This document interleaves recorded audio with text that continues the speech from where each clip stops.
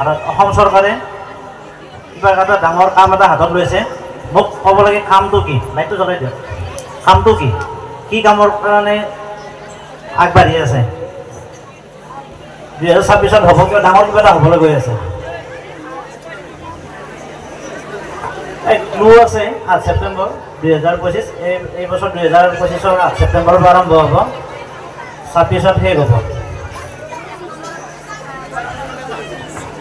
দিয়ক মাইকটো এইপিনে এখন হাত দেখিছ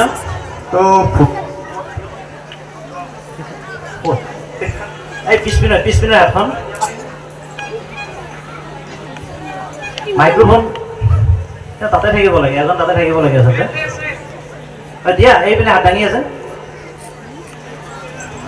ভূপেন হাজৰিকাৰ এইটো শতবাৰ্ষিকী পালন কৰিব জন্ম শতবাৰ্ষিকী কোনে পালন কৰিব অসম চৰকাৰে পৰিচয়টো মই বিকাশ দাস মাতটো চিনাকি লাগিছে মই কিন্তু মুখখন দেখা নাই এতিয়া বিকাশ দাস একেবাৰে শুদ্ধ